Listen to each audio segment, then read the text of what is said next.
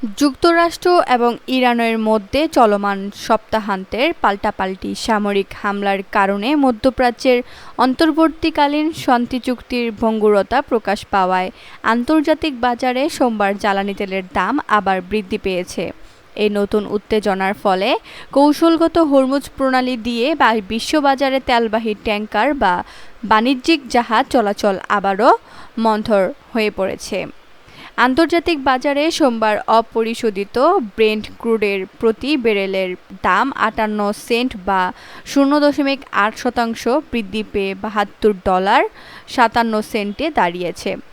একই সঙ্গে আমেরিকার ওয়েস্ট টেক্সাস ইন্টারমিডিয়েট বা ডব্লিউটিআই ক্রুডের প্রতি ব্যারেলের দাম ৮৮ সেন্ট বা ১.৩ শতাংশ বেড়ে $৭০.১১ পৌঁছেছে। অথচ গত ফেব্রুয়ারির শেষভাগে শুরু হওয়া ইরান যুদ্ধের পর গত সপ্তাহে এই প্রথম হরমুজ প্রণালী দিয়ে তেলের সরবরাহ সর্বোচ্চ স্তরে পৌঁছানোর কারণে বিশ্ববাজারে ব্রেন্ট ক্রুডের দাম প্রায় ১০.৬ শতাংশ হ্রাস পেয়েছিল।